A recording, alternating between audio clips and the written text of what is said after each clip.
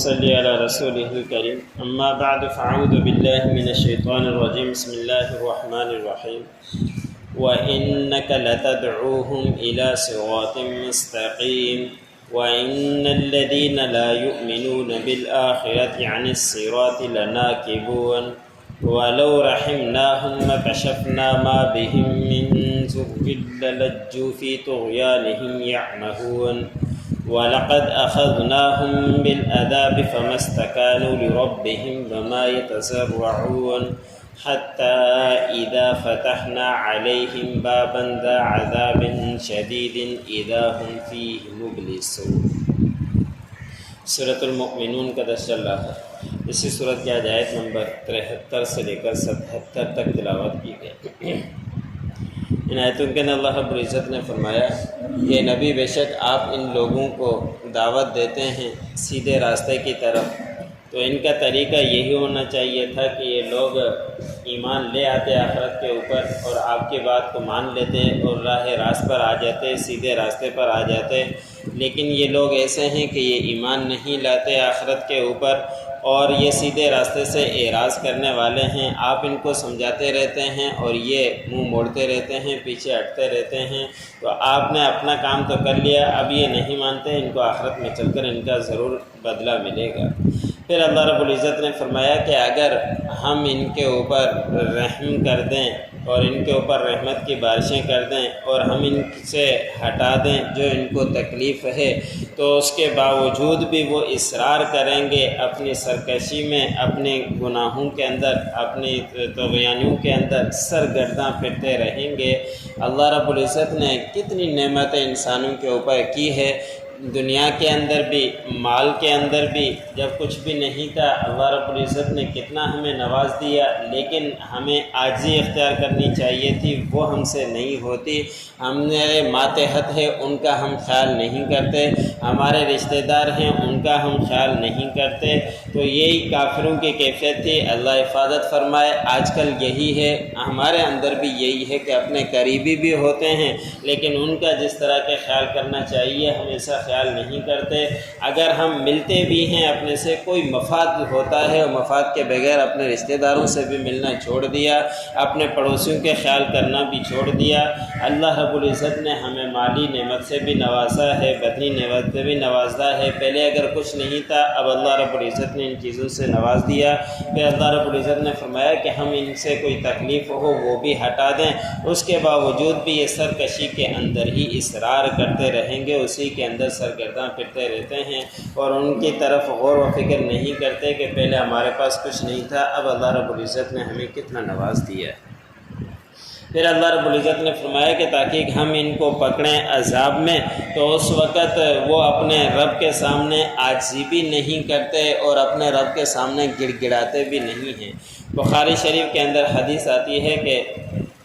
آپ صلی اللہ علیہ وسلم نے بہت کافروں کو دعوت دی، مکے والوں کو سمجھایا، لیکن وہ راہ راست پر آنے کے لیے تیار نہیں ہوئے، تو آپ صلی اللہ علیہ وسلم نے دعا کی، یا اللہ ان کے اوپر ایسا ہی تکلیف دے دے جس طرح کہ حضرت یوسف علیہ السلام کی قوم کے اوپر قحط آیا تھا، ان کے ساتھ بھی یہی کیفیت کر دے۔ تو پھر ایسے ہی ان کی کیفیت ہو گئی کہ جو کھانے کے لیے کچھ بھی نہیں تھا، جتنی بھی آبادی کچھ تھوڑی بہت تھی وہ بھی ختم ہو گئی، اب اتنے محتاج ہو گئے کہ مردار کھایا کرتے تھے، ہڈیوں کو بھگو کر کھایا کرتے تھے اور کھالوں کو دباغت دے کر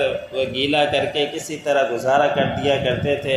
اتنے پریشان ہوئے اور اس پریشانی کے اندر پھر آپ صلی اللہ علیہ وسلم کے پاس ہی پہنچے، آگے کہنے لگ گئے کہ آپ کو پتہ ہے آپ اللہ رب العزت کی طرف سے رحم بنا کر اتارے گئے ہیں، تو حضرت اس میں ابو سفیان جو ابھی تک مسلمان نہیں ہوئے تھے وہ سردار بن کر آئے اور آپ صلی اللہ علیہ وسلم کے سامنے عاجزی کی، تو آپ صلی اللہ علیہ وسلم نے فرمایا کہ میں دعا تو کر دیتا ہوں لیکن کیا پھر تم مجھے مان لو گے کہ میں پیغمبر ہوں اور آخرت کو مان لو گے، راہ راست پر آ جاؤ گے، سیدھے راست پر آ جاؤ گے؟ تو اس وقت بھی انہوں نے انکار کر دیا کہ اس بات کو چھوڑ دیجئے، بس آپ دعا کیجئے کہ یہ عذاب ٹل جائے، یہ تکلیفیں ہمارے اوپر ٹل جائیں۔ تو اللہ رب العزت نے اسی کا تذکرہ بیان فرمایا کہ اگر ہم ان کو عذاب کے اندر پکڑیں، تکلیفوں کے اندر پکڑیں اور اس کے باوجود بھی وہ اصرار ہی کرتے رہتے ہیں اور عاجزی اختیار نہیں کرتے، اللہ رب العزت کے سامنے گڑ گڑاتے نہیں ہیں۔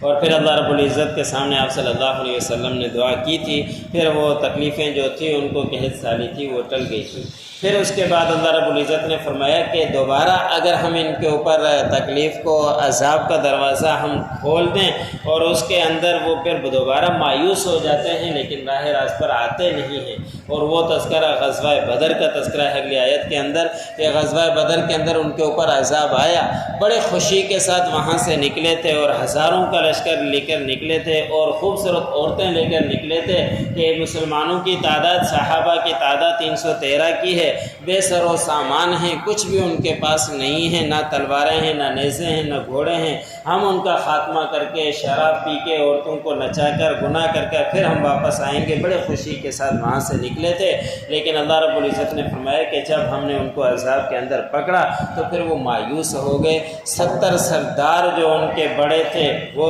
راندہ درگاہ ہوئے، جہنم واصل ہوئے، اور 70 ان کے سردار گرفتار کر دیے گئے۔ اتنی بڑی ان کو دنیا کے اندر مایوسی ہوئی، اور کتنے لوگ ایسے تھے جو اپنا چہرہ چھپایا کرتے تھے، گھروں سے باہر نہیں نکلا کرتے تھے، اتنے مایوس ہو گئے کہ ہم کس طرح کا منہ دکھائیں گے کہ 313 کا لشکر تھا اور ہمارا ہزاروں کا لشکر، پھر بھی ہمیں شکست ہو گئی۔ تو اللہ رب العزت نے اسی کے متعلق بیان فرمایا کہ جب ہم ان کے اوپر عذاب کا دروازہ کھول دیتے ہیں پھر وہ اچانک مایوس ہو جاتے ہیں لیکن راہ راست پر آنے کے لیے اس کے باوجود بھی تیار نہیں۔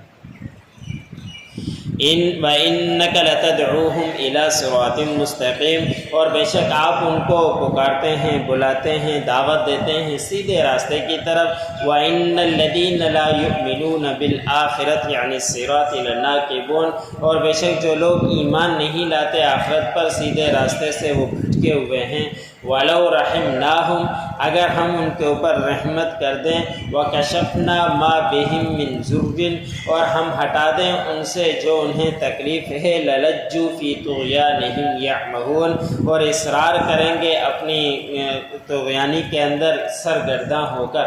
وَلَقَدْ أَخَذْنَاهُمْ بِالْعَذَابِ فَمَا اسْتَكَانُوا لِرَبِّهِمْ، اور اگر ہم انہیں پکڑیں عذاب میں تو پھر اس کے باوجود بھی وہ اپنے رب کے سامنے نہیں دبتے، وَمَا يَتَضَرَّعُونَ، اور نہیں وہ عاجزی اختیار کرتے ہیں۔ حَتَّىٰ إِذَا فَتَحْنَا عَلَيْهِمْ، یہاں تک کہ جب ہم نے کھول دیا ان کے اوپر بابًا ذا عذاب شدید، اور دروازہ سخت عذاب کا، اذا ہم فیہ مبلسون، اور پھر وہ اچانک اس میں نا امید ہو جاتے ہیں، مایوس ہو جاتے ہیں۔ جو پڑھا سننے والا مجھے، سننے والوں کو